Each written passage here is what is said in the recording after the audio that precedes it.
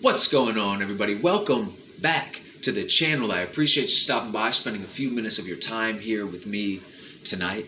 I know it's been a little bit since our last talk, but I actually took a cross-country road trip and I drove all the way from here in Texas, where I live, to Michigan, where I'm from, to visit my father and my grandmother, and then I drove all the way back. So I've been tired for a few days. I had to take some time out to recuperate, but I'm extremely excited to be back here with you tonight, man. I really appreciate you sticking around, supporting the channel, me, what I'm trying to do here, right? So I just sort of wanted to pick up where we left off with that last video, in which we were talking about things like the soul. We were talking about reincarnation and karma and the Christian afterlife. I'm just sharing sort of my views on this. And this is important for you to know, I feel like, that these are just my opinions, okay? And my opinions are subject to change. I might get on here tomorrow night and contradict every single thing that I'm saying right now. I've damn sure made videos in the past that contradict every single thing I'm about to say to you tonight with this video. Okay, so let's just get straight into it, okay? In my opinion, my main beef, one of my main beefs with reincarnation, karma, and the Christian afterlife, heaven and hell, and the eternal judgment of God, is that these ideas sort of introduce morality as a system of reward and punishment for obeying and disobeying certain commands, right? So thou shalt not kill. But thou shalt not kill, not for the sake of the other person, but for your own sake, so that you yourself do not receive a derogatory remark on your karma report. This is an extremely selfish set of motivations, and for this reason, I believe religion is an extremely effective tool for managing, or in other words, manipulating and controlling an entire population. But these ideas do nothing to allow for the natural evolution of a population of people, moralistically or even intellectually speaking. You understand? When we adopt these ideas, it's like you might learn a little bit about the value of your own life. You see what I'm saying? Because of these selfish motivations. Whatever you'll learn will be distorted because of this system of reward and punishment, right? So you might learn a little bit about valuing your own shit, but what you do learn is a little distorted. You will learn even less about valuing the life of other people, and you will learn nothing about valuing the life of other species that we share and inhabit this planet with. Okay. Now,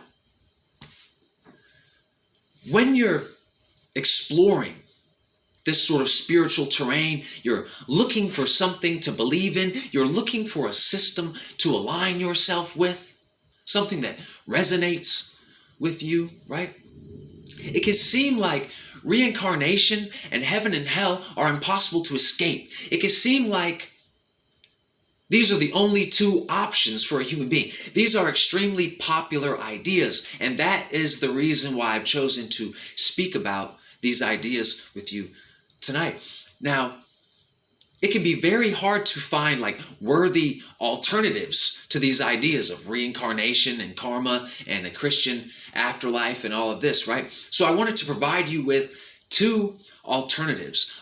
But to be honest with you, these are not truly alternatives. These are not things that you should try to replace your current beliefs with and then start believing in these things. These are more like thought experiments, something for you to think about, something that hopefully will inspire and generate new ideas in your mind, right? All I'm trying to do with this video is inspire you to sort of, with your mind, reach out into a realm beyond belief. I want you to get beyond your beliefs. I feel like that's very beneficial, okay?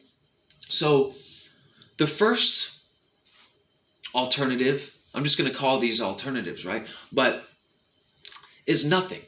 The idea that you only live once. Once you die, absolutely nothing happens. You cease to exist, okay?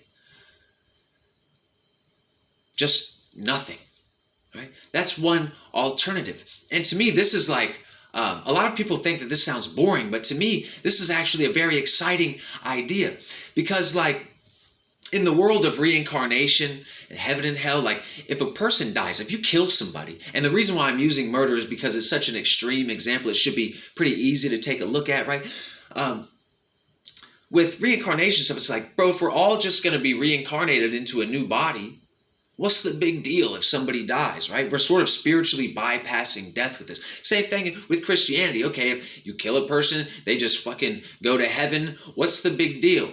The big deal is you are going to be punished for it, right? You are the one that's going to have to suffer the consequences of your own actions, and that's what keeps you stable or whatever, right? Now, there's this show on Netflix called Altered Carbon. It's a very popular show. I wouldn't be surprised if you've seen it for yourself, okay? Now, Altered Carbon, the reason why I'm bringing this up is because Altered Carbon exists in a very futuristic, technologically advanced universe, okay, where reincarnation has been actualized through technology. So people are downloaded into little microchips that go in the back of the neck. This thing is called a stack. And within that stack is contained everything that is you. It basically contains your entire consciousness. And so they can just download you into the chip and then upload you into a new body when you die, okay? But if that stack is destroyed, you can never come back. You experience what is called in the universe of Altered Carbon, real death, okay?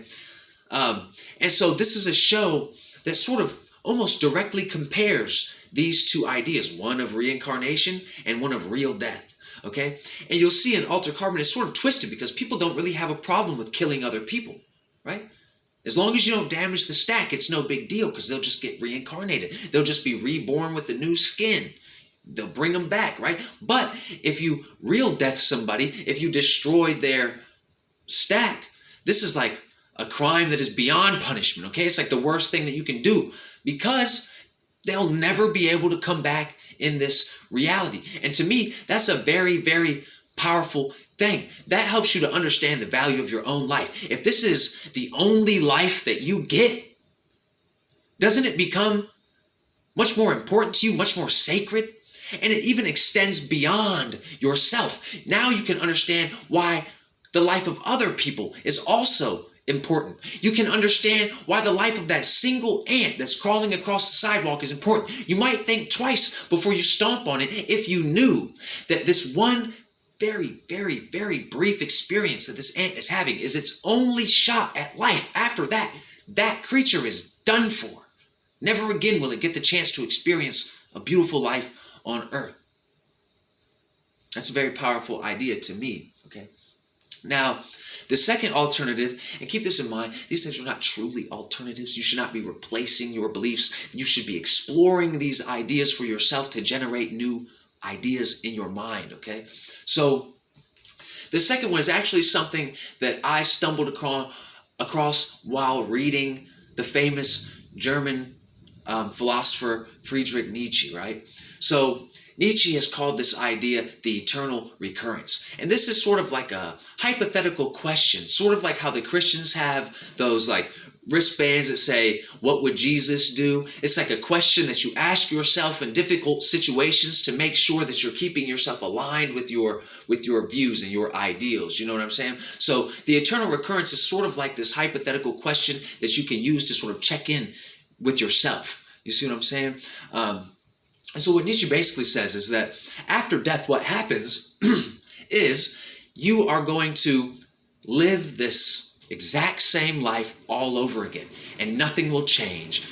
You'll make all the same decisions. You'll know all the same people. You'll make all the same mistakes. You'll have all the same good times, same bad times. You're going to make every single decision exactly like you did before. You're going to live this life over and over and over again forever, for an eternity. That's why it's called the eternal recurrence. That this life, this experience that you're having right now, you are going to continue to have this exact experience over and over and over again. And Nietzsche says, so if when you die, you're going to live this life that you just lived over and over and over again, would you still be living the same life that you're living right now?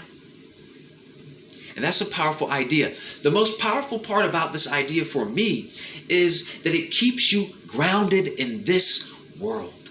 when we start to develop for ourselves these ideas of reincarnation, a soul, karma, the afterlife, all of this, all of a sudden, we're making our, what I call, real life decisions that we have to make here in this physical reality. We begin to make these decisions based on pure assumptions of the existence of some metaphysical reality and how it works there.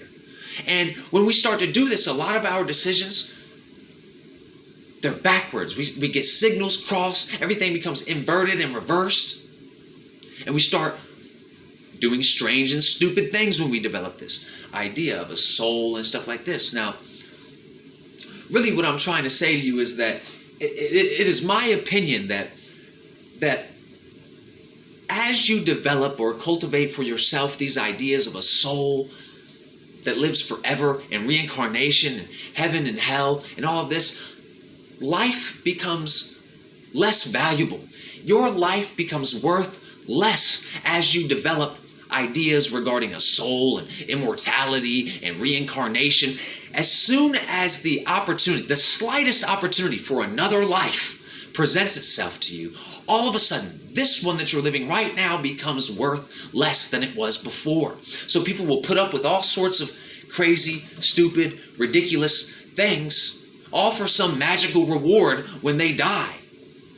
And to me, that's just stupid. Okay? And that's just my opinion, okay? Now check it out. Everything that I've said to you tonight, I'm not saying this to convince you of anything. I'm not saying this to convert you to my way of thinking or anything like that. All I'm trying to do is inspire you to move to a place beyond belief. Really get out here in the unknown, because you have no idea how hard it is to have an original thought in this modern world, in a world that force feeds you ideas on a silver platter with a fork in them. Well done. You've been eating the scraps of everyone else's ideas your entire life. And I just want to inspire you to free your mind and get out there and actually have thoughts that are your own thoughts. I want you to be able to think for yourself, man. Anyway, until next time, I hope you continue to free your mind.